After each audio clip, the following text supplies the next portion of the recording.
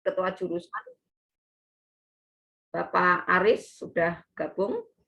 Kemudian selanjutnya langsung nanti materi dari narasumber. Baik, yang pertama ini marilah kita buka kegiatan guest lecture pada pagi hari ini dengan bacaan hamdalah. Semoga kegiatan hari ini bisa memicu untuk kegiatan tindak lanjut dari semacam hari ini semacam pengantar gitu, pendahuluan. Semoga ke depan kita bisa lebih dalam lagi untuk lebih memanfaatkan pengetahuan pada hari ini. Mari kita mulai membaca Al-Fatihah ala hadhihi wa ala kulli niyatin sholihah. Al-Fatihah. A'udzubillahi minasyaitonir rajim. Iya karena untuk ayat mustaqim.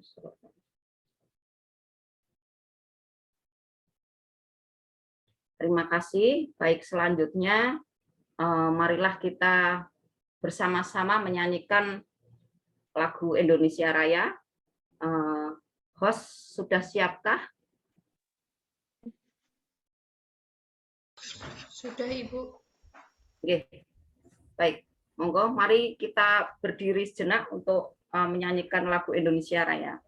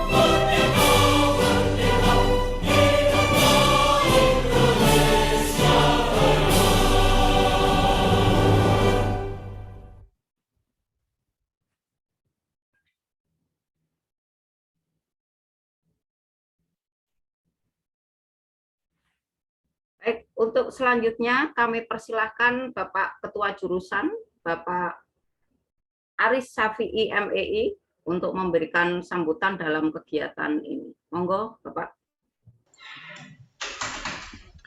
Terima kasih. Bismillahirrahmanirrahim. Assalamualaikum warahmatullahi wabarakatuh.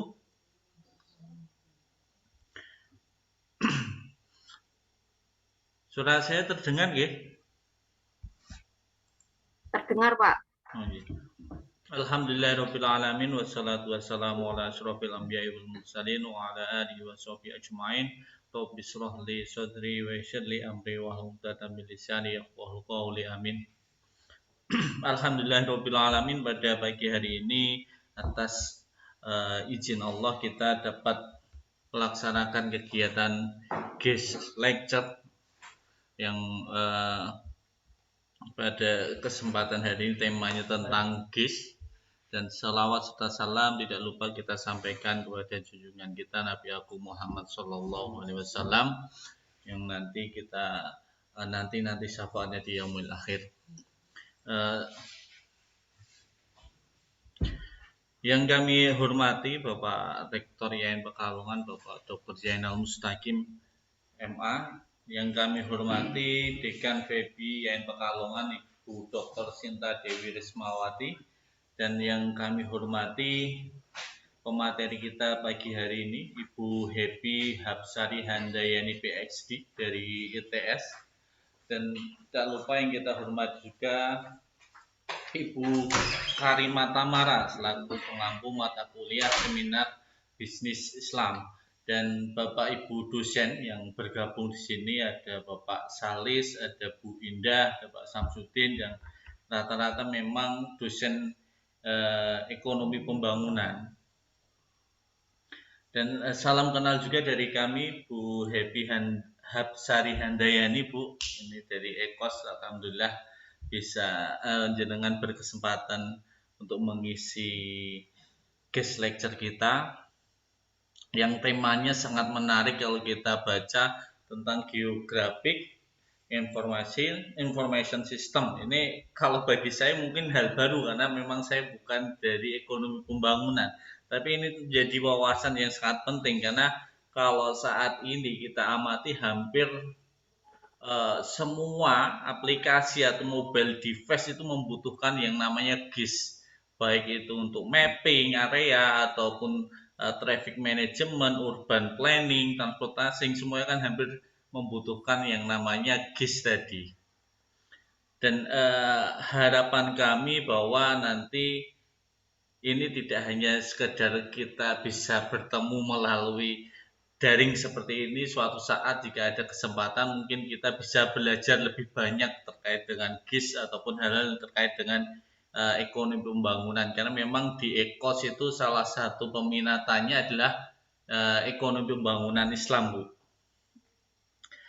Kami juga berterima kasih kepada Ibu Karimah yang telah menyelenggarakan guest lecture ini, dan harapan kami bahwa semester depan juga ada kegiatan-kegiatan guest lecture seperti ini sehingga wawasan mahasiswa kita itu semakin bertambah, tidak hanya dari dalam tapi juga informasi-informasi dari luar itu juga masuk ke kita. Dan yang terakhir, kami selaku pengelola jurusan ekonomi syariah mohon maaf apabila dalam penyambutan ataupun persiapan kegiatan ini ada kurang-kurangnya, kami mohon maaf, dan semoga Ibu Happy Hapsari Handayani selalu sehat dan diberi rahmat. Demikian yang bisa saya sampaikan, kurang lebih yang mohon maaf. Assalamualaikum warahmatullahi wabarakatuh. Waalaikumsalam warahmatullahi wabarakatuh. Waalaikumsalam warahmatullahi wabarakatuh. Terima kasih Bapak Aris yang sudah menyampaikan sambutan dan juga sudah memfasilitasi kegiatan ini.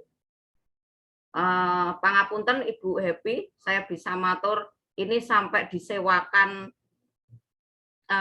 fasilitas Zoom agar mahasiswa yang ikut bisa banyak ini. Jadi kami melihat bahwa ini metode atau teknologi JIS ini harus sebenarnya sudah ada ini, seperti Pak Salis misalnya sudah pengguna ya Pak Salis ya, salah satu dosen kami itu sudah menggunakan JIS, tetapi ini rupanya seharusnya lebih banyak lagi yang bisa menyerap pengetahuan ini kemudian diimplementasikan sehingga harapan kami ini mahasiswa nanti kelak bahkan skripsinya pun bisa mengadop teknologi ini. Jadi kira-kira seperti itu, karena di Pekalongan sendiri itu terkenal dengan kota dagang gitu. Mahasiswanya semuanya ini juragan semua, Bu Happy. Jadi pengetahuan JIS ini sebenarnya sangat penting bagi mereka karena juga harapannya nanti bisa memprediksi mana lokasi yang tepat, mana pembeli yang banyak dan sebagainya, sehingga nanti keputusan pengambilan keputusan untuk penjualan dan lain sebagainya nanti akan lebih gampang dengan dibantu teknologi seperti ini.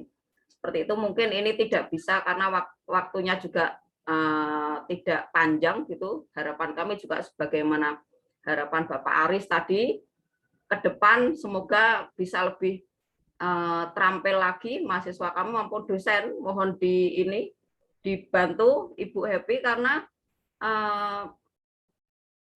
ini Bapak Aris bisa kami sampaikan bahwa Ibu Happy ini komandannya JIS di ITS, komandannya, dan ITS sendiri jadi brand ambasadornya JIS, ArcJIS khususnya. Jadi kita ini tepat banget ini kayaknya kalau kita ada kerjasama. Kalau mungkin bisa ada semacam MOU nanti Bu Happy, mohon bisa diusahakan kita jadi semacam rekannya JIS gitu untuk di sini nanti bisa dibantu. Insya Allah kita mendukung banget, didukung Pak Aris, nanti Ibu Dekan juga insya Allah mendukung sekali. Baik, tidak berpanjang kata, izinkan saya bisa membacakan sekilas CV yang luar biasa dari Ibu Happy ini. Beliau orang Jawa Tengah, Ibu, orang Jawa Tengah yang kemudian saat ini berarti domisili sudah di Surabaya, mungkin sudah jadi arek Surabaya gitu. Kemudian pendidikan S1 di Gajah Mada di Departemen Teknik Geodesi, kemudian S2-nya di Taiwan di Universitas Negeri di sana, di National Central University.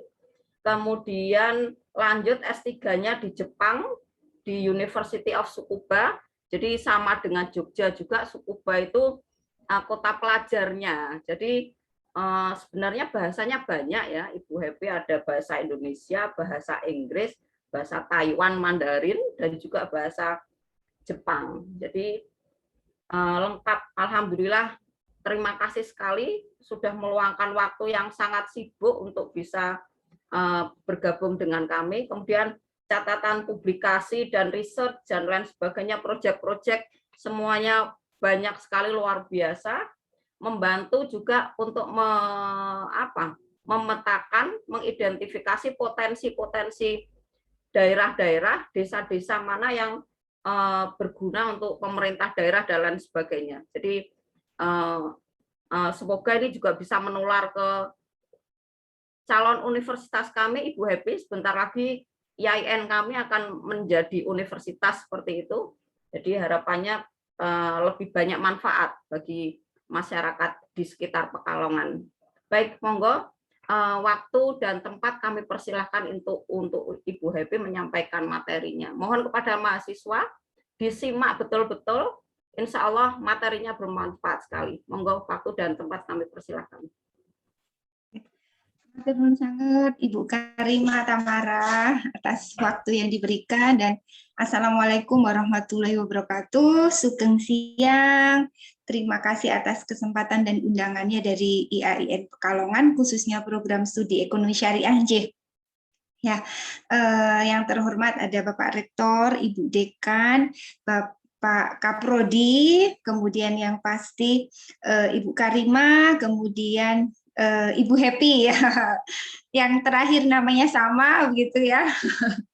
Ya, atas undangannya, alhamdulillah hari ini atas izin Allah kita bisa bersua walaupun online ya, virtual, untuk saling berdiskusi tentang GIS dan bisnis. Ya, memang saya background-nya di geodesi, kemudian tadi sudah disampaikan begitu ya, walaupun kata Bu Karimah saya bisa bahasa Mandarin dan Jepang tidak Bu, nol pudol. Ya, taunya Jashishi kalau Mandarin, kemudian kalau bahasa Jepang ya cuma standar aja begitu ya. Ya, jadi di sini nanti kita sharing saja begitu ya, karena dalam hal ini background saya adalah di teknik, kemudian undangannya ini sangat bagi saya sangat menantang, dan saya sebenarnya takut Ibu begitu ya, karena yang saya sampaikan ini berbeda point of view begitu ya, dan tetapi saya rasa ini malah bagus sekali, karena bagi saya sendiri, saya memang hanya istilahnya dalam segi perspektif teknik, Kemudian apabila nanti ada diskusi-diskusi dan tadi sudah disampaikan bahwa adik-adik mahasiswa di sini adalah pelaku bisnis malahan ya Ibu nggih tadi nggih semua juragan begitu ya hebat-hebat sekali. Nah, dari situlah sebenarnya ke depan input-input masukan bagi kami ini untuk menambah juga tentang kemanfaatan itu akhirnya juga pastinya akan memberi warna yang harusnya nanti juga diaplikasikan dalam teknis itu tersendiri.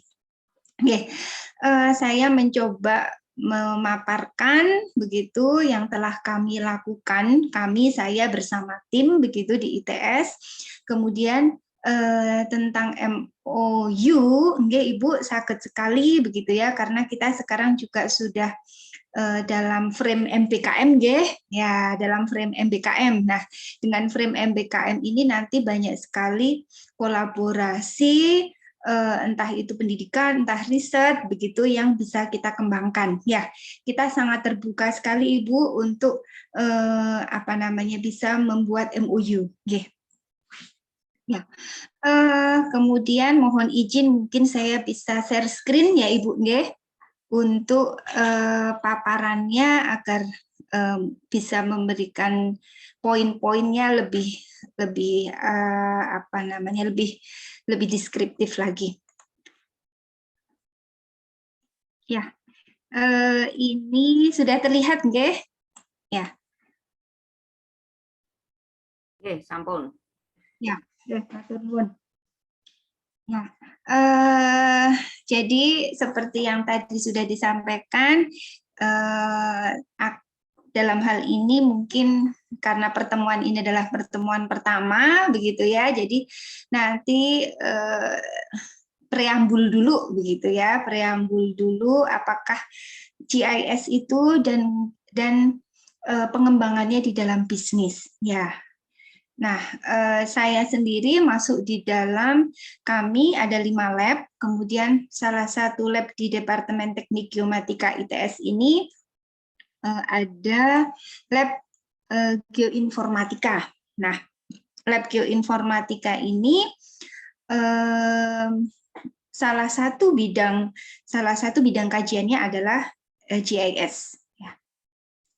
Nah, adapun outline-nya yang akan saya berikan dalam kesempatan ini, definisi mungkin ya secara garis besar saja, kemudian komponennya tahapan kerja, begitu agar adik-adik ini bisa secara general mengetahui apa saja tahapan kerja yang memang harus ada, begitu ya, karena tadi seperti yang Ibu sampaikan, bagaimana nanti bisa tahu prospek lokasi mana yang nantinya pembelinya banyak gitu ya, ataupun lokasi yang istilahnya aman gitu ya. Nah, itu juga harus ada tahapan-tahapannya, kemudian mungkin pengembangannya di dalam bisnis.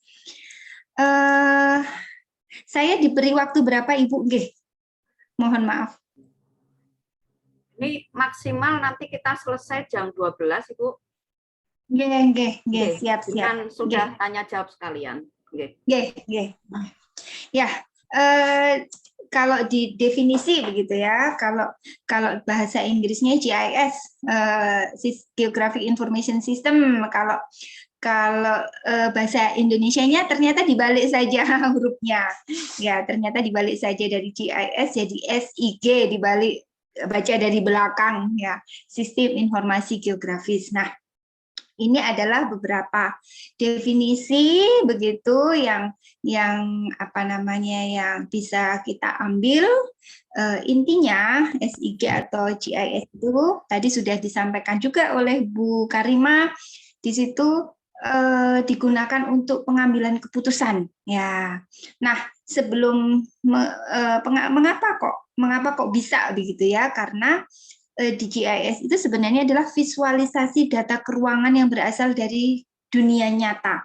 Jadi apa yang ada di dunia nyata itu kita bawa ke suatu visualisasi. Nah, sebelum bisa mendapat visualisasi, pastinya ada tahapan yaitu pengumpulan, penyimpanan, dan pengambilan kembali ya data yang telah disimpan tersebut. Nah, ini ya. Jadi dengan adanya SIG itu kemudian kita juga bisa menganalisa. Nah, analisanya ini tadi yang disampaikan oleh Bu Karima, bisa dalam perencanaan pengelolaan penggunaan lahan, sumber daya alam, lingkungan, transportasi, fasilitas kota, maksudnya ekonomi dan pelayanan umum. Nah, ekonomi ini nanti mungkin kaitan besarnya dengan bisnis begitu ya. Nah, ini tadi yang saya ceritakan. Jadi dunia nyata itu begitu kompleks gitu ya. Kalau dilihat seperti ini adalah dunia nyata secara fisik begitu ya. Dunia nyata secara fisik, ada bangunan, kemudian ada penggunaan lahan atau landscape begitu ya. Di situ ada bangunan-bangunan, ada jalan, ada sungai begitu. Kemudian ada hutan. Nah, itu dibawa ke model ya. Tetapi karena kompleks sekali dunia kita, bumi kita ya, dalam hal ini kita berbicara bumi kita itu kan kompleks sekali gitu ya. Dan kalau di SIG sendiri, di frame SIG tidak ada data yang bisa menampilkan semua sekompleks dunia nyatanya itu. Nah, dan merupakan suatu tantangan akhirnya. Jadi karena tidak bisa data itu tidak mungkin ditampilkan dengan sekompleks itu, makanya penyimpanannya pun juga harus dipisah-pisah atau dibagi-bagi ya, dalam suatu lapisan atau layer. Nah, di dalam SIG ini kalau kita lihat ya, kita lihat mungkin paling yang lazim gitu ya, yang lazim aplikasi ojek online gitu ya, aplikasi ojek online. Di situ tidak hanya untuk antar jemput, ada makanan, kemudian antar jemput, maksudnya antar jemput orang gitu ya, kemudian ada antar jemput makanan, antar jemput barang, pengiriman barang maksud saya begitu ya. Itu tidak, pembangunan sistem itu sebenarnya di balik layarnya itu tidak sekali data itu bisa dikeluarkan gitu ya. Nah, di belakang layar itu datanya itu harus dibagi-bagi. Ya, harus dibagi-bagi karena nanti ketika kita membutuhkan data apa itu juga bisa ditarik begitu. Gampangannya begitu mungkin ya. Ditarik sesuai dengan data yang kita butuhkan. Nah, karena ini juga sebenarnya menyangkut nanti kalau kita berbicara SIG kan S-nya sistem atau GIS, S-nya juga sistem, sama kita berbicara perangkat ya, perangkat besar ya, yang di situ ada komputer beserta komputer yang pasti komputer dan perangkatnya, maksud saya ada perangkat keras, ada perangkat lunaknya, servernya. Nah, itu membutuhkan infrastruktur yang cukup besar. Ya, jadi untuk untuk membuat data itu gitu ya, data itu agar mudah, kemudian efektif ya, paling menjadi highlight-nya efektif ya, karena membutuhkan penyimpanan yang besar, makanya dibagi-bagi. Nah, dibagi-bagi contohnya ada citra satelit ya, mungkin sudah pernah atau sering bahkan kan ya, kalau kita sehari-hari juga misalnya pergi cari alamat yang tidak tahu begitu ya, akhirnya pasti buka Google Map gitu ya.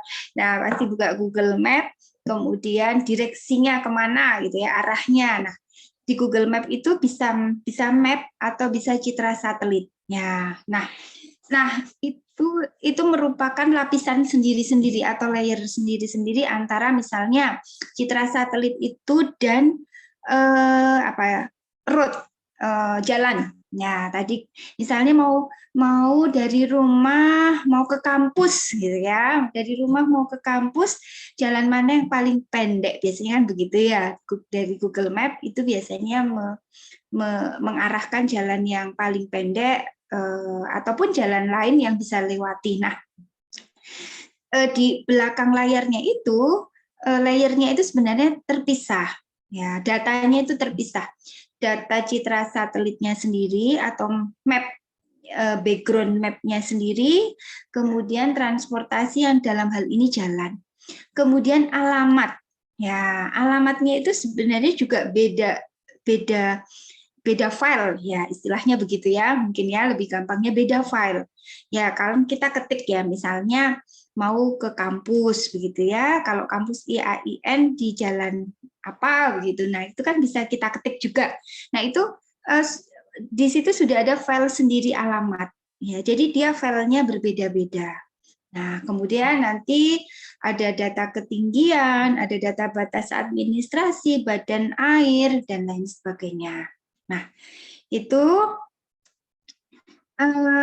mengapa kok SIG dibutuhkan? Sebenarnya ini lebih ke mengapa kok apa namanya dulu data itu dalam bentuk paper gitu ya, kertas gitu ya. Sekarang sudah zamannya digital ya, jadi akhirnya dibuatlah suatu sistem ya, sistem yang terintegrasi itu tadi, yang semua data itu bisa kita masukkan ya, kita masukkan, kemudian kita panggil itu tadi, kemudian kita manfaatkan bersama-sama ya. Karena berikut ini, misalnya kalau di paper ya, paper print begitu ya, itu sudah tidak terawat dengan baik, kemudian bisa ketinggalan zaman, tidak akurat, dan lain sebagainya. Nah, dengan adanya GIS ini pasti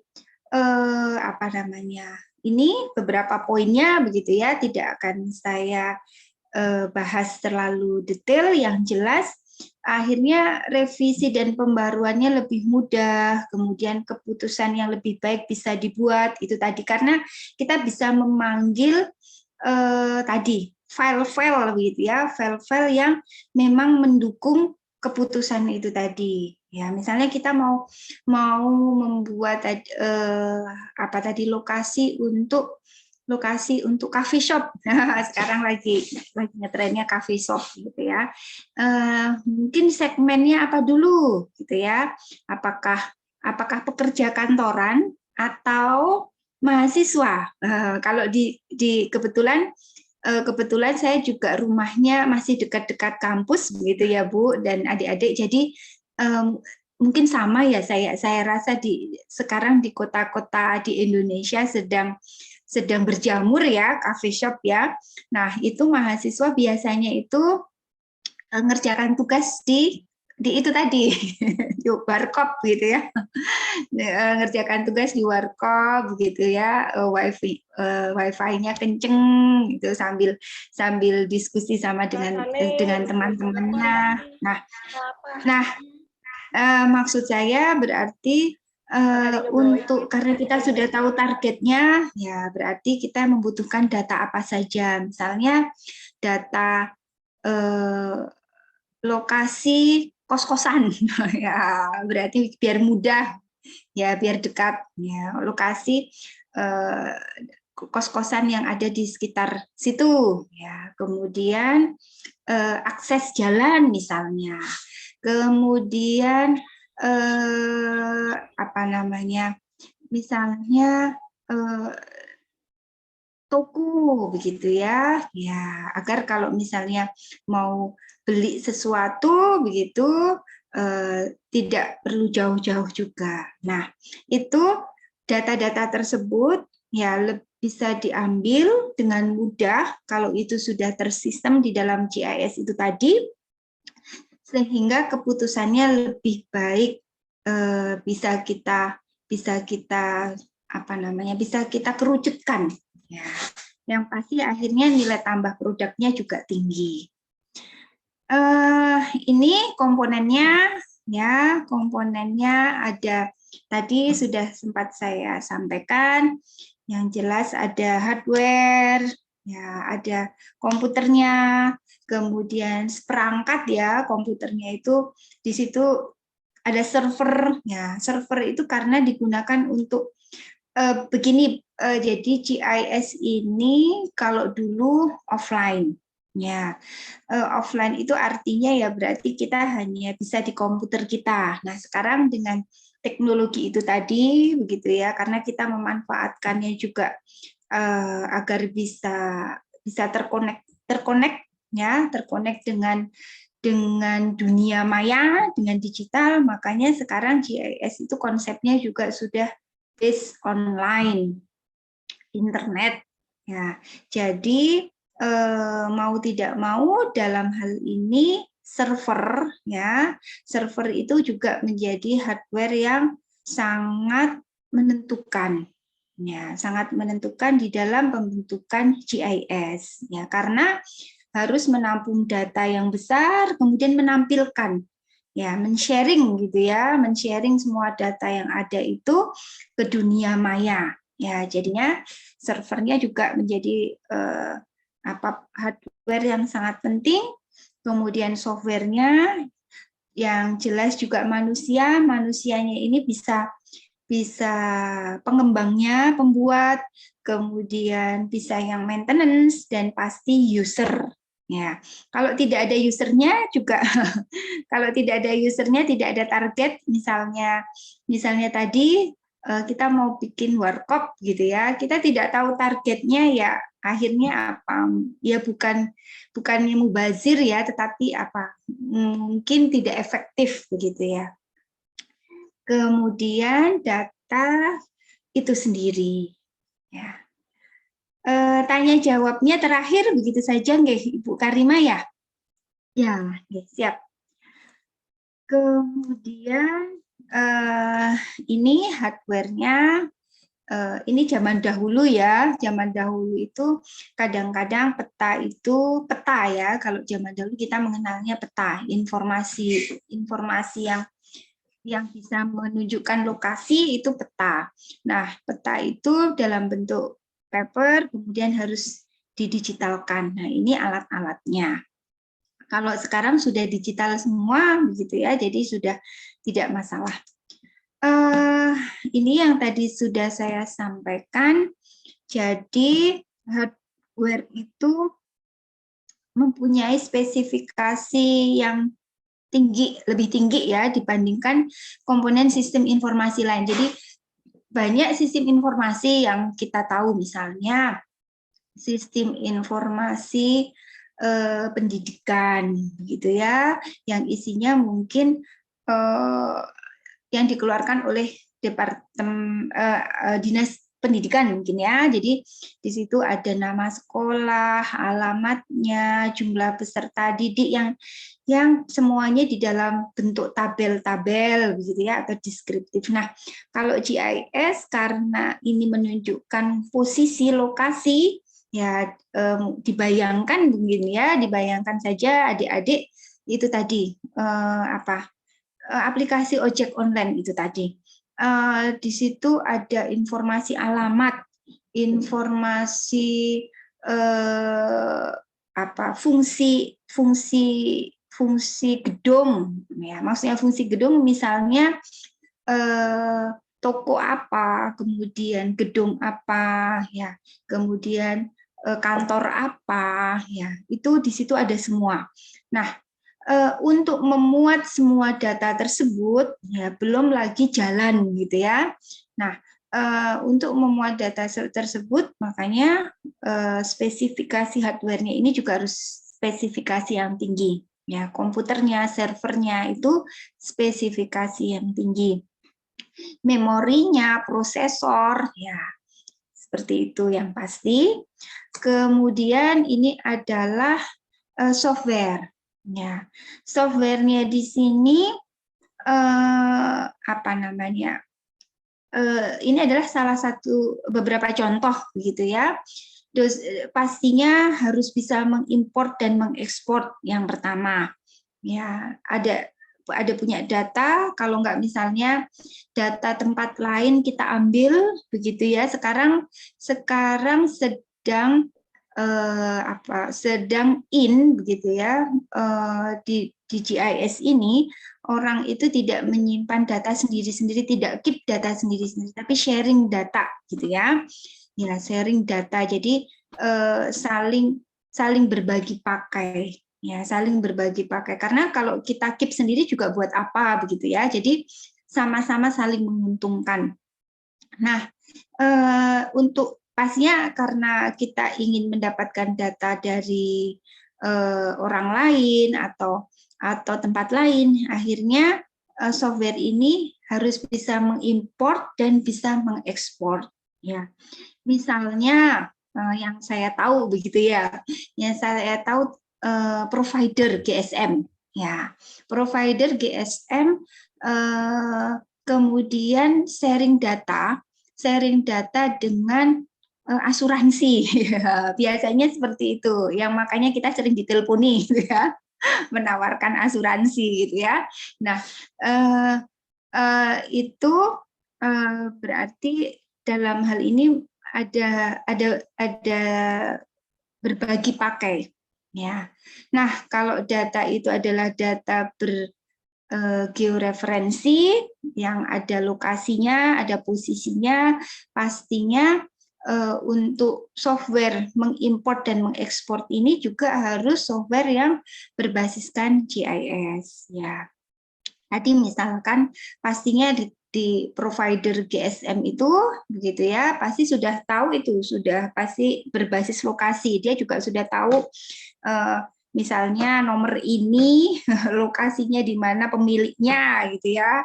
Mungkin kemudian yang nelpon gitu ya, misalnya asuransi begitu ya, asuransi ataupun bank begitu ya, menawarkan entah itu kartu kredit, entah itu pinjaman dan lain sebagainya, begitu biasanya juga pasti sudah wilayah unit setempat, ya, karena mereka sudah tahu, ya, sudah tahu si yang calon customer yang ditelepon ini rumahnya di mana, gitu ya. Ya, kemudian vector tools. Ya, jadi fungsi-fungsi vektor di dalam GIS nanti ada dua data secara general, yaitu vektor dan raster. Ya, kalau vektor mudahnya seperti jalan, gitu ya, jalan itu data vektor. Kemudian data raster itu adalah data image. Ya, seperti tadi yang saya saya singgung tadi, kalau di Google Map itu bisa bentuknya bisa kita ubah, bisa dengan background map itu sendiri, atau backgroundnya adalah citra satelit. Nah, citra satelit ini adalah bentuk data raster. Kemudian terrain itu topografi begitu ya, topografi permukaan tanah, ya, yang digunakan untuk apa? Ya, pastinya digunakan untuk mengetahui fisik tanah tersebut di situ. Ya, kalau misalnya tadi mau bikin coffee shop begitu ya, warkop, ya tadi sudah ada potensinya, mana misalnya lokasi yang kos-kosan gitu ya. Ya, lokasinya dekat tapi dia terletak di tebing gitu ya. Kan juga tidak memungkinkan, jadinya membahayakan. Nah, itu juga harus tahu. Ya. Kemudian kalau ini proyeksi ini adalah memang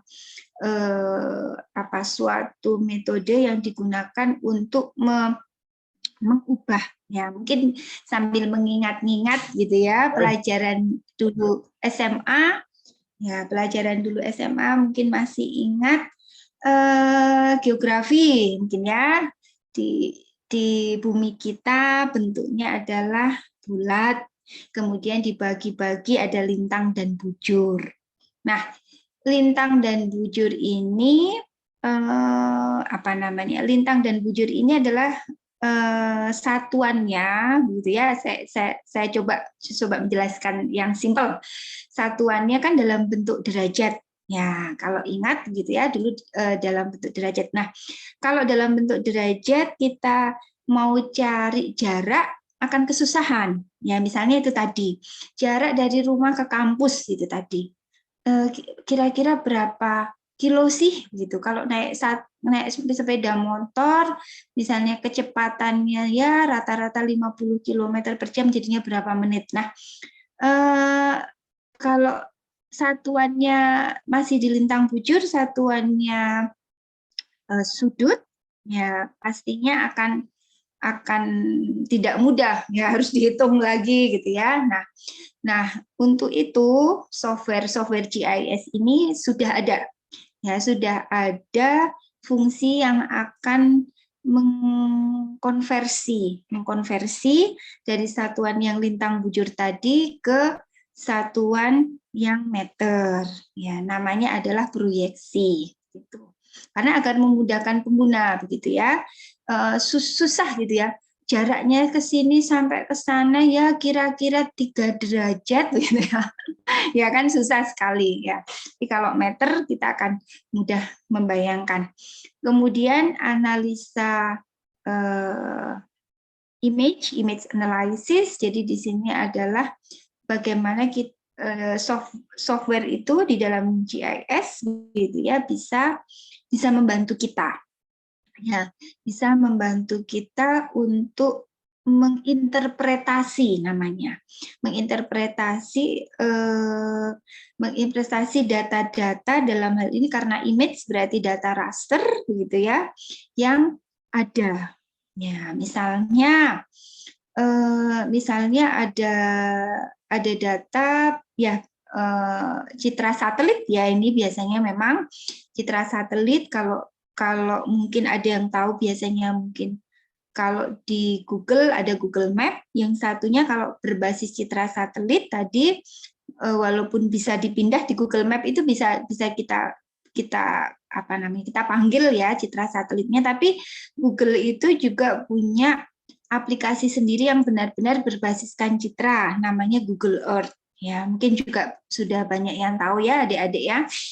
Nah, di Google Earth ini berbasiskan citra satelit. Ya, jadi kalau rumah kelihatan rumahnya kita foto dari atas gitu ya.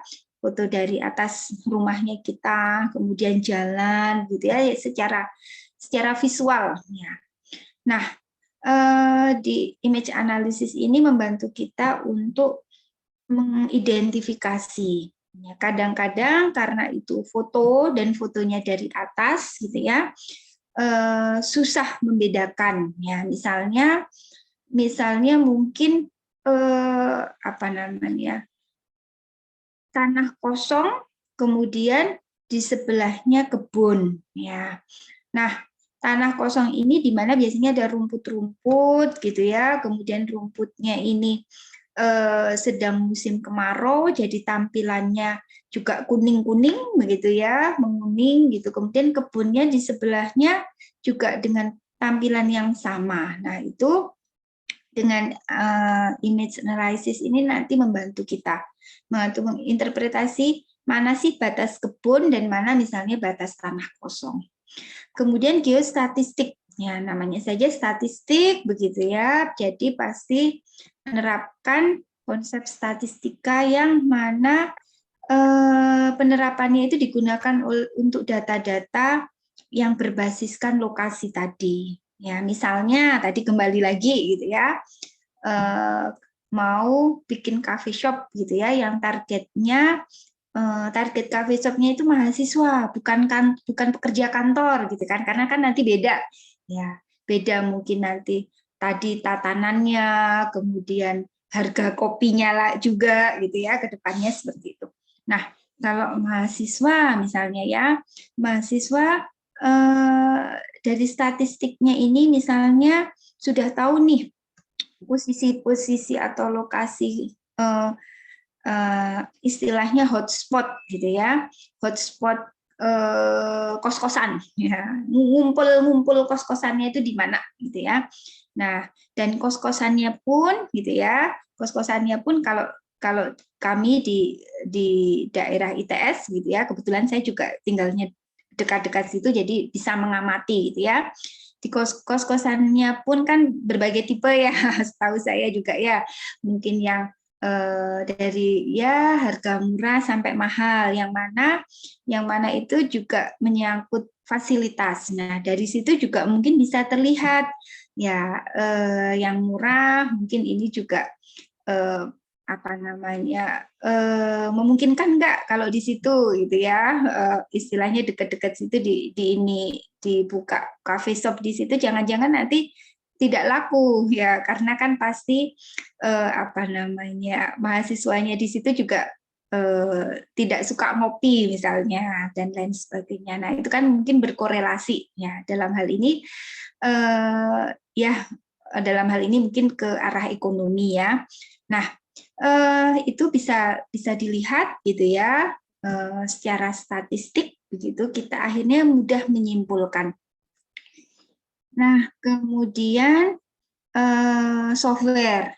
Ya, pasti harus ada software. Tadi semua yang bisa menganalisa itu software digunakan untuk tadi bisa mentransformasi, bisa mengquery itu bisa memfilter gitu ya, analisa dan pastinya visualisasi. Kemudian data, ya data tadi sebenarnya saya sudah menyinggung begitu ya. Data itu bisa kata-kata, angka, tabel, kemudian bisa data vektor dan data raster. Ini ya tadi sudah saya singgung. Ya, kalau data vektor tadi contohnya jalan, sungai, ya ada 3. Biasanya kita bagi poin, kemudian line atau poligon. Kemudian raster ini biasanya image. Ya. Manusia, begitu, manusia itu sendiri tadi yang membuat, kemudian mengupdate maintenance, ya maupun usernya, kemudian metodenya. Ini adalah tahapan kerjanya, gitu ya. Tahapan kerjanya adalah intinya, gitu ya, agar saya sampaikan lebih sederhana, gitu ya. Intinya semua data itu karena tadi dunia kita, bumi kita itu kompleks, ya. Tidak mungkin kita membuat itu semua itu dalam satu file, ya. Mudahnya seperti itu. Karena apa namanya? Karena nanti kita akan memanggil file-file itu berdasarkan tipe-tipenya. Nah, semua data itu yang telah dibagi-bagi kemudian diintegrasikan. Itu. Nah, ini adalah contoh-contoh tahapannya, bisa menginterpolasi. Mohon maaf kalau terlalu teknis ya. Ini hanya sekedar pengetahuan saja. Kemudian visualisasi dan simulasi. Ya, ini nanti akan saya lebih jelaskan ke depan mungkin. Nah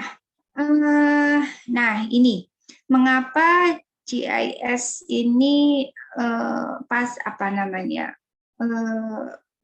berkorelasi atau pengembangannya sangat tepat untuk bisnis. Ya, karena hampir 80% data bisnis bersesuaian dengan geografi. Tadi seperti yang saya sebutkan alamat, ya, misalnya ojek online tadi.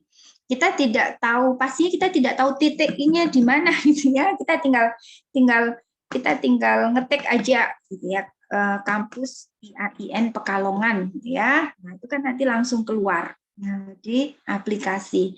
Nah, di dalamnya itu sudah ada file alamat. Ya. Sebenarnya alamat itu ada titiknya, pasti ada titiknya, ada poin secara geografisnya, ya, yang mana memang sudah disimpan di dalam app tersebut. Ya, di belakang layarnya itu tadi sudah ada kode pos, ya, dan lain-lain. Jadi lokasi dan lokasi terus lokasi begitu ya. Jadi memang highlight-nya, keyword-nya di lokasi.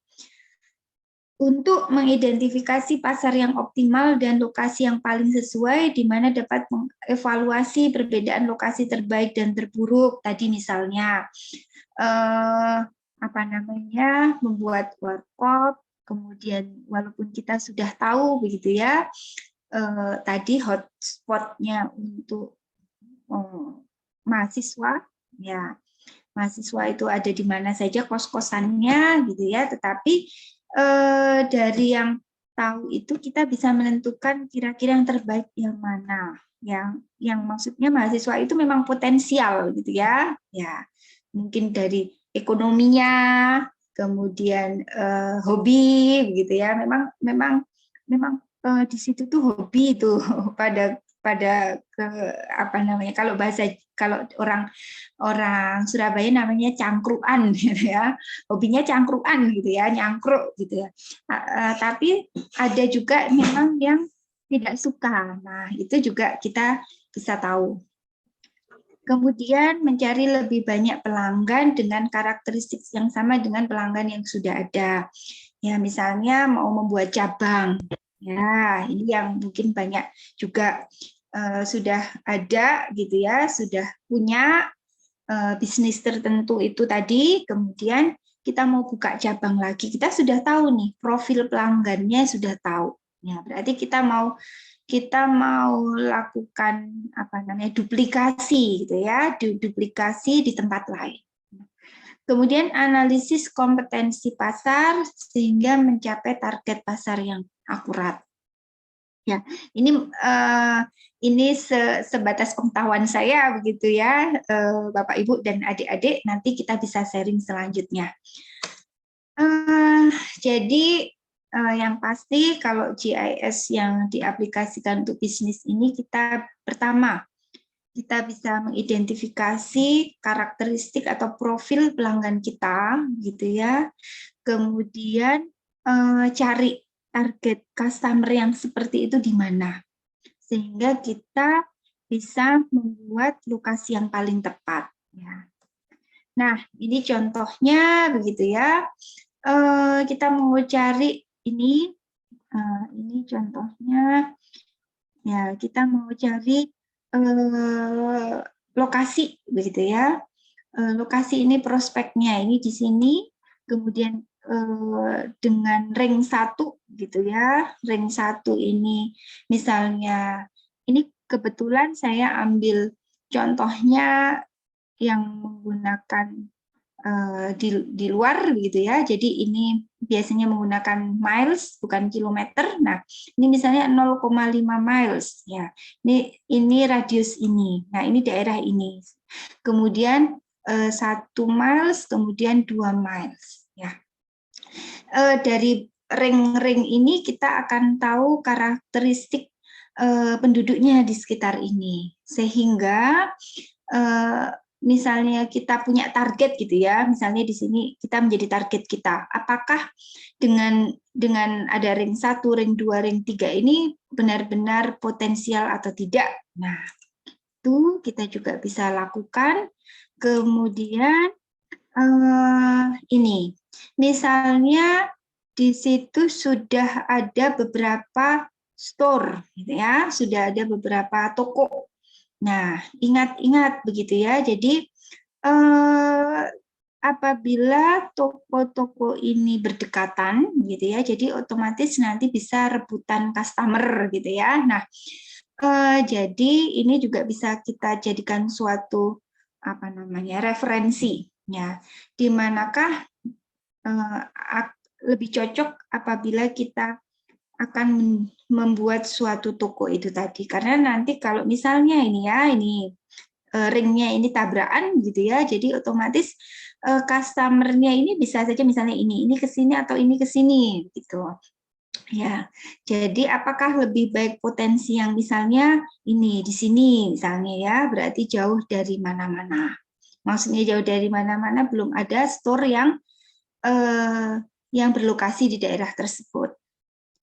Ya, ini kemudian juga kita bisa melakukan untuk drive time. Drive time dalam hal ini mungkin misalnya mau buatnya supermarket ya, buatnya supermarket yang membutuhkan transportasi gitu ya. Nah, ini adalah kalau ini sudah benar-benar berdasarkan jalan. Ya, seperti itu. Di sini juga bisa kita tahu customer profiling. Ini misalnya berdasarkan data apa namanya penghasilan begitu. Kemudian setelah tahu, kemudian kita juga bisa lakukan batas gitu ya. Ya, kira-kira batasnya seberapa. Ya, ini adalah yang merah-merah. Jadi batasnya seberapa setelah tahu profil misalnya penghasilannya. Kemudian ini yang pasti juga populasi, ya, di mana populasi itu pasti akan menandakan prospeknya, begitu nggih. Kemudian portofolio juga berdasarkan penjualan, ya. Apabila kita ingin membuat toko yang baru, ya, karena kita tahu berarti kompetitor kita seperti apa. Nah, kemudian ini juga untuk leasing ya, sama saya rasa begitu ya, profil pencapaian. Nah, untuk yang lain gitu ya, itu juga bisa digunakan asuransi, di mana asuransi ini kalau sekarang ini yang sedang tren gitu ya, itu juga terkait dengan hazard ya, bencana ya. Jadi di mana pasti mereka akan untuk segi asuransi gitu ya. Segi asuransi itu akan mempertimbangkan gitu ya, di mana kalau dia kerentanan untuk bahaya tinggi begitu ya, pasti berpikir 2 kali gitu ya untuk pihak asuransinya. Nah, ini bisa untuk menentukan pastinya lokasi mana yang risiko tinggi begitu ya, sehingga kita nantinya bisa ke depan gitu kita bisa tahu begitu ya. Ada 2 kategori memang. Lokasi dengan risiko tinggi itu malah bisa digunakan oleh pihak asuransi untuk menawarkan gitu ya, tetapi dalam hal ini mereka juga harus hati-hati. Ya, mungkin adik-adik juga, Bapak Ibu, adik-adik lebih tahu ya dalam hal ini pasti ada break even point-nya. Ya, di mana nanti kalau tingkat risikonya terlalu tinggi, khawatirnya pihak asuransinya malah juga rugi. Ya, seperti itu. Jadi kita setelah tahu tingkat kerawanan gitu ya, kemudian kita akan tahu bagaimana yang paling efektif. Nah, paling efektif di mana mungkin tingkat kerawanannya juga tidak terlalu tinggi, di mana kita juga bisa menawarkan ke customer, ya, sehingga prospek kerugiannya juga misalnya tidak terlalu tinggi. Nah, itu kemudian ini yang merupakan salah satu penelitian tim kami. Ya, penelitian tim kami itu yang sedang berjalan, masih progres adalah yaitu banjir, pemodelan banjir, begitu. Ini adalah di Surabaya.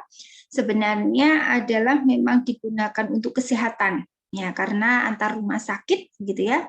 Tetapi dalam hal ini sebenarnya untuk ke depan kami juga sedang bekerja sama begitu ya dengan pemerintah kota, karena mereka juga akan membuat rumah sakit lagi gitu ya, di mana rumah sakit itu juga pastinya harus bebas dari banjir ya, bebas dari banjir, kemudian memperhatikan nilai tanahnya, asuransi bangunan ya, karena apabila daerah-daerah tersebut rawan banjir ya, otomatis ketiga poin yang tadi saya sebutkan juga sangat berpengaruh. Ya, ini misalnya 50 cm 1 meter gitu. Jadi itu bisa divisualisasikan. Kemudian yang lain adalah yang telah kami lakukan, itu adalah analisis peluang bisnis toko modern. Ya, toko modern ini kami ambil di salah satu kecamatan di Kabupaten Blitar. Nah, ini tadi yang sudah saya sampaikan sebelumnya bahwa dalam GIS ini harus mengintegrasikan gitu ya, mengintegrasikan berbagai data. Ya, ini memang kami bentuk dalam map. Sebenarnya map ini semua dalam bentuk digital. Nah, ini agar mudah mempresentasikan gitu ya. Semuanya sebenarnya ini dalam bentuk digital, di mana ini misalnya sudah ada pasar tradisional atau toko modern yang ada. Ya, yang merah itu berarti dia masih berpeluang, ya karena skornya 3. Yang satu yang hijau itu berarti di situ itu ada gitu ya, jaraknya dekat gitu ya. Nah, dengan jarak 1.500 meter atau 1,5 kilo, ya berarti itu potensinya kecil. Ya, jadi jarak terhadap lokasi pasar tradisional atau toko modern yang sudah ada. Kemudian kepadatan penduduk atau populasi, gitu ya. Kemudian kita petakan, gitu, mana yang padat, ya, mana yang tidak. Semakin padat berarti berpotensi, intinya seperti itu. Ya, ini bisa dilihat ternyata yang di sini yang merah ini adalah yang padat.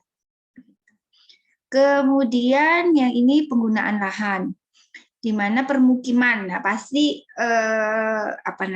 potensi konsumennya kan pasti di dekat permukiman. Dalam hal ini bisa sebenarnya yang ada penduduk begitu ya, bisa rumah, bisa pendidikan, kantor gitu. Ini adalah yang merah, kemudian yang hijau-hijau ini adalah non bangunan. Kemudian akses jalan, ya ini juga kita analisa gitu ya, wilayah mana yang akses jalannya itu mudah, ya di mana yang merah ini juga lebih mudah dibandingkan yang hijau. Yang hijau yang paling kesulitan gitu ya untuk akses jalan. Yang kedua ini medium. Dan jarak ke bank atau ATM, ya di sini terlihat gitu ya, di mana saja daerah-daerah yang di situ itu tadi istilahnya hotspot gitu ya, hotspot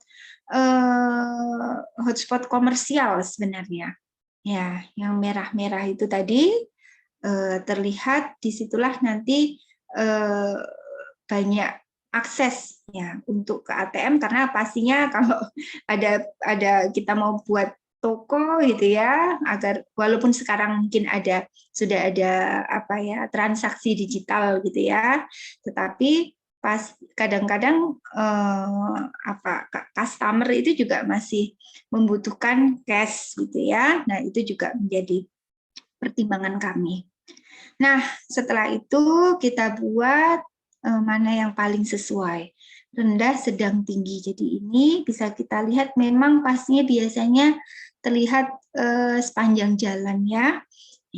Nah ini seperti itu, mungkin terapannya yang paling real gitu yang telah kami lakukan untuk segi bisnis atau ekonomi. Di mana ini kemudian hasil ini kami sampaikan juga ke pihak pemerintah setempat, ya karena itu tadi yang pertama mungkin kalau concern mereka juga agar istilahnya pasar tradisional ataupun market yang sudah ada itu juga tidak saling mengganggu begitu ya. Ya akhirnya bisa juga dari segi perencanaan ya itu lebih efektif, lebih tepat ya. Mungkin itu yang saya bisa sampaikan, Ibu Karimah. Ya, ini berdasarkan kesesuaian untuk rencana tata ruang wilayah. Biasanya begitu ya. Tadi di pemerintah biasanya mereka sudah punya rencana-rencana strategisnya, sehingga kita membuat suatu bisnis tertentu itu juga sudah seyogianya itu sesuai dengan perencanaan dari pemerintah setempat. Oke. Ya, terima kasih saya cukupkan untuk materinya. Saya kembalikan lagi ke Bu Karimah. Baik, terima kasih Ibu Happy. Selanjutnya, demikian tadi ya, mahasiswa, kita sudah mengenal JIS, peran atau keuntungan kalau menggunakan JIS seperti apa, kemudian maksudnya potensi apa nanti yang bisa kita ambil manfaatnya jika kita menggunakan JIS. Kemudian selanjutnya kami persilahkan, ini masih ada waktu sekitar 20-15 menit nanti untuk mahasiswa. Misal ada yang mau ditanyakan, silakan raise hand. Mungkin ada Bapak Ibu dosen juga yang ingin mengetahui lebih lanjut. Ini mumpung kita kedatangan pakarnya langsung ini. Monggo.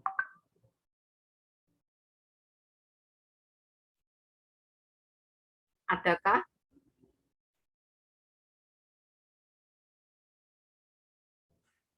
Baik, sambil menunggu Ibu Happy, kalau saya boleh bertanya, ini misalkan kita menggunakan data JIS untuk profiling customer, itu misalnya kita datanya kan berarti harus terhubung dengan apa, misalnya pusat data mana lah, bagaimana cara mengkonekkan kebutuhan kita dengan pusat data tersebut, bagaimana Ibu? Matur nuwun untuk pertanyaannya ya, Ibu Karimah.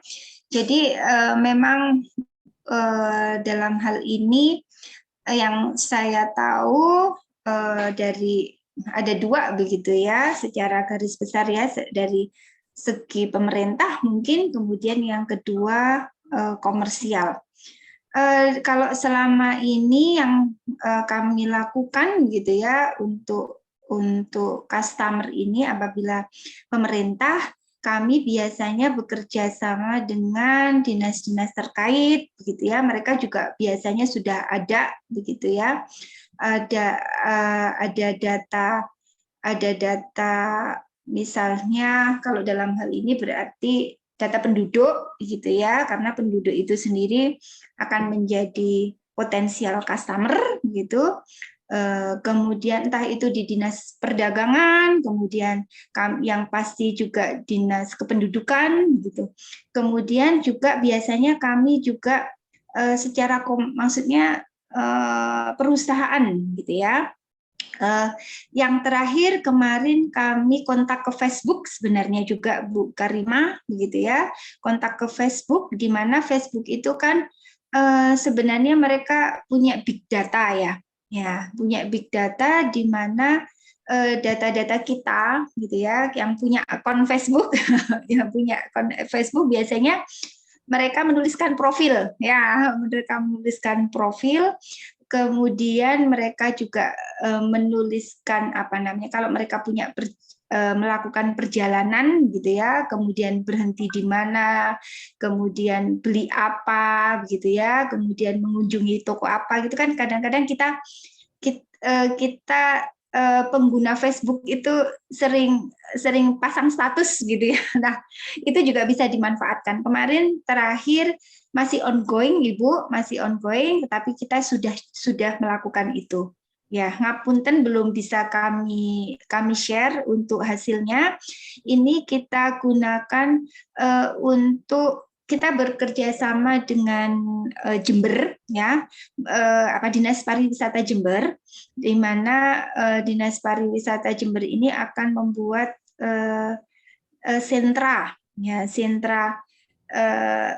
pariwisata begitu ya, sentra pariwisata di beberapa tempat. Nah, itu kemarin berdasarkan kita coba di pengabdian masyarakat gitu ya, kemudian kita coba menggali data itu dari open source, salah satunya adalah Facebook, kemudian Twitter begitu, itu juga bisa dimanfaatkan. Sekarang kan data-data seperti itu sangat terbuka ya, mereka sangat terbuka sebenarnya, tapi memang kita membuat semacam perjanjian Ya, semacam perjanjian bahwa mereka yang punya copyright, istilahnya seperti itu. Jadi kalau kita misalnya nanti mau mempublish gitu ya, kita harus mencantumkan mereka.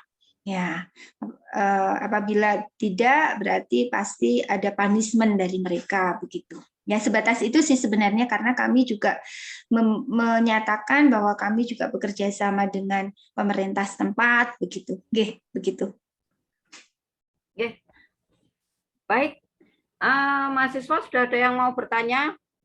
Ini biasanya mahasiswa tuh kalau ditawarin kayak gini nggak mau pada tanya, Ibu Happy. Jadi saya kasih door prize. Kalau ada yang mau bertanya, saya kasih nilai semester ini minimal B untuk satu pertanyaan. Oh, wah, Itu minimal B. menarik sekali. Maksudnya nggak akan C. Gitu. Atau kalau pertanyaannya bagus, nanti langsung dapat A deh. Itu. Jadi ada yang mau tanya? Silahkan ya. Baik, ada pertanyaan ini Ibu dari mahasiswa Niken. Silahkan ini buka mic-nya boleh? Biar Ibu Happy kenal. Biar kenal sama Betul, orang. biar saya kenal. Iya, kalau apa namanya mahasiswi atau mahasiswa IAIN begitu ya. Silakan Niken Ambil dibuka mic-nya. Iya Bu, izin bertanya. Silakan. Izin bertanya mengenai apa saja hambatan yang ditemui pada saat pengaplikasian GIS ini, tapi khususnya untuk dunia bisnis. Dan bagaimana cara mengatasi hambatan tersebut, Bu? Terima kasih. Ya, pertanyaannya bagus sekali untuk saya ya Bu. Kalau untuk saya bagus sekali karena saya kan bukan berlatar belakang ekonomi. Terima kasih Mbak Niken pertanyaannya. Jadi ini hanya berdasarkan pengalaman saya dulu, nggih, Mbak Niken ya, dan Ibu Karima dan adik-adik yang lain, karena background saya bukan dari segi bisnis gitu ya. Jadi pastilah akhirnya menjadi kendala bagi kita karena framework kita bukan framework ekonomi, Mbak. Ya, framework kita bukan framework ekonomi. Jadi untuk mentranslate ya secara ekonomi atau untuk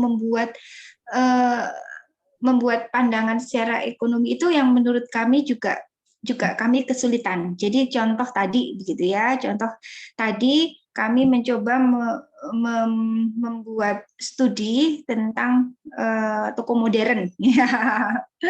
Tentang lokasi yang paling best location gitu ya, yang untuk toko modern. Karena kami bukan orang bisnis, kami jadi parameter-parameter yang kami sampaikan itu hanya secara fisik. Ya, seharusnya begitu ya. Seharusnya kami misalnya, ini juga sebenarnya kita tahu begitu ya, Mbak Niken dan Bu Karima serta adik-adik sekalian gitu ya. Sebenarnya parameter itu masih terlalu minim gitu ya, karena hanya fisik. Seharusnya ada misalnya tadi profil yang tadi dikatakan oleh Bu Karima, profil sosial ekonomi masyarakat sekitar itu tadi. Ya, tidak hanya densitas gitu ya. Ya. Nah itu memang itu tadi Bu, data-data itulah juga yang memang susah, maksudnya sulit kita dapatkan. Yang setahu saya yang sudah dipunyai pemerintah ya hanya berdasarkan data kependudukan, dan itu pun unitnya sangat besar. Satu kelurahan gitu ya, satu kelurahan. Padahal kita inginnya misalnya kita mendirikan tadi, misalnya ada toko modern atau coffee shop atau apalah, harus lebih detail. Lokasinya itu tepat, tidak mungkin lokasi kita harus ngiteri satu kelurahan gitu ya. Nah, Nah, salah satu contoh mengatasinya yaitu tadi kita harus pinter-pinter mencari data yang ada, ya data yang lain. Salah satu contohnya adalah open source namanya, open source data yang kita manfaatkan adalah sosial media. Sekarang masih ngetren gitu ya, yaitu tadi Facebook, Twitter, Instagram mungkin, ya seperti itu. Memang akhirnya harus berkontak dengan pihak-pihak tersebut, ya pihak-pihak tersebut agar kita bisa mendapatkannya. Ya itu tadi mungkin salah satunya. Kemudian yang kedua, kita juga melakukan wawancara. Ya, kita melakukan wawancara terhadap yang satu pihak investor, ya pihak investor lokasi toko modern yang sudah ada. Mereka kan sudah hafal gitu ya. Mereka kan sudah hafal istilahnya kalau tipe-tipe misalnya tipe-tipe di lokasi tersebut gitu ya, misalnya mohon maaf dengan mata pencaharian misalnya petani begitu ya, itu tipenya seperti apa, profilnya dia, apakah dia suka belanja, misalnya suka ya belanjanya apa saja gitu ya, karena kalau misalnya kita mengacu ke situ gitu ya. Kemudian kalau misalnya ibu rumah tangga misalnya itu bagaimana gitu ya, ibu rumah tangga yang suaminya yang suaminya mohon maaf di situ petani, kemudian yang suaminya wirausaha, yang suaminya misalnya pekerja kantor dan lain sebagainya. Nah, mereka yang sudah punya, kan mereka juga pasti sudah hafal ya istilahnya ya, karakteristik atau profil dari customer-nya itu. Nah itu tadi yang saya nyatakan, kemudian kita bisa duplikasi atau bisa cloning di tempat lain yang memang punya profil karakteristik yang serupa. Mungkin itu nggak Ibu Karimah nggih. Baik, masih adakah lagi yang akan mengajukan pertanyaan? Saya tunggu 10 Jadi ada detik yang ya. raise hand Ibu, tapi kok sekarang turun. Oke. Saya tunggu 10 detik.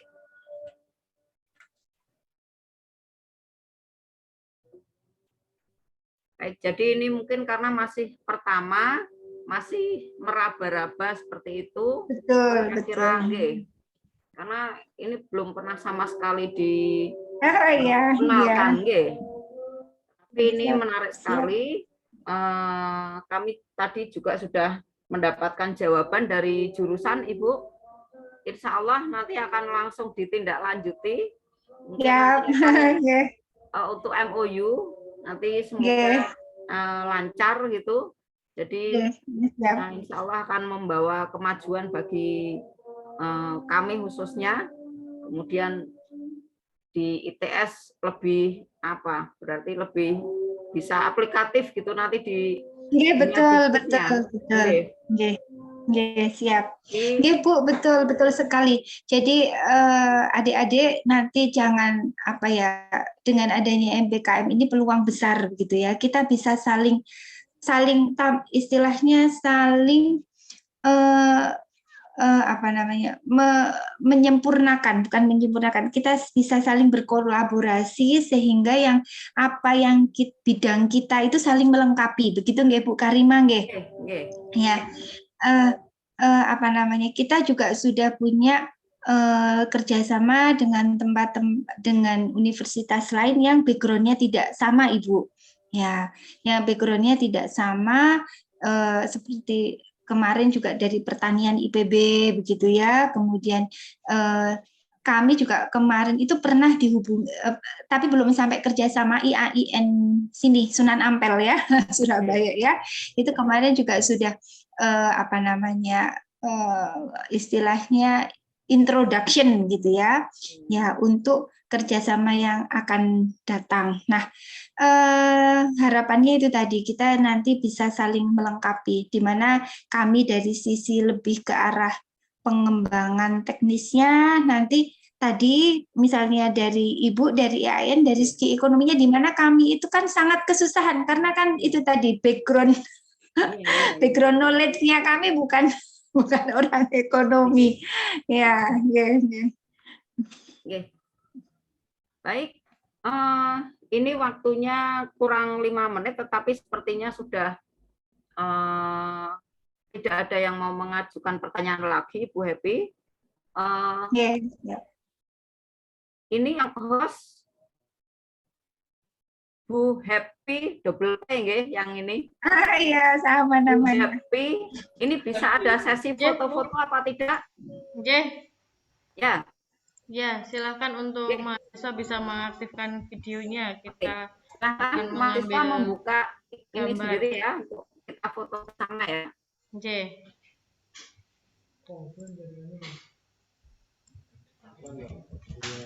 1, 2, 3. Barusan sinyal saya Ross. Gimana berarti? J, Ulangi bisa, lagi.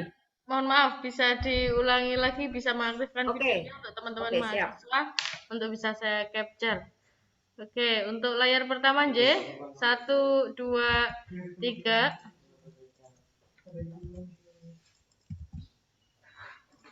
Layar kedua, 1, 2, 3.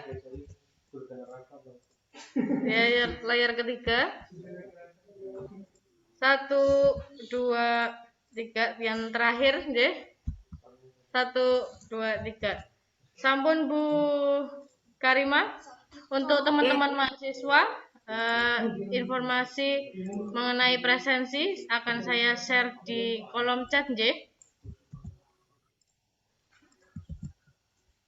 Silahkan untuk bisa melakukan presensi terlebih dahulu untuk teman-teman mahasiswa yang sudah gabung pada kegiatan guest lecture hari ini. Makatan Bu Karima Tamara. Baik, terima kasih Bu Happy. Beliau sekretaris jurusan, Ibu Happy. Masih muda sekali. Baik, terima kasih untuk sesi guest lecture hari ini dengan tema GIS dan bisnis. Alhamdulillah pada siang hari ini kita mendapatkan tambahan wawasan tentang teknologi untuk memperkirakan lokasi dan lain sebagainya, memprediksi customer dan lain sebagainya, dengan menggabungkan teknologi informasi yang alhamdulillah kita semoga semakin familiar dan semoga ke depan bisa kita gunakan untuk lebih membuat semacam universitas kita lebih bermanfaat, kira-kira seperti itu. Baik, untuk mahasiswa, dosen-dosen juga untuk universitas. Baik, terima kasih kami ucapkan sekali lagi kepada Ibu Happy Hapsari Handayani, STMSC PhD, yang sudah berkenan untuk memberikan waktunya kepada kami, para mahasiswa.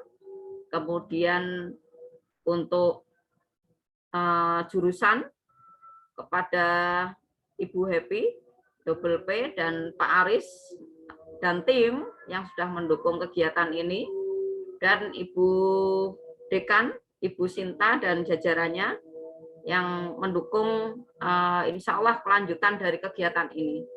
Baik, mohon izin, kami akan menutup kegiatan ini dengan bacaan hamdalah. Alhamdulillahirabbil alamin. Monggo kepada mahasiswa, Ibu Happy dipersilakan untuk live. Nanti kami tindak lanjuti dengan WA, Ibu Happy. Nggih. Siap, Ibu. Terus Siap. sekali pada mahasiswa bisa melanjutkan kegiatannya, bisa live sendiri-sendiri, silahkan. Terima kasih Bu Happy Hapsari, terima kasih Bu Karima Tamara. Terima kasih Bu Happy juga. Bu Karima matur nuwun sangat atas undangannya. Ya, terima kasih adik-adik ya. Mohon maaf kalau mungkin tadi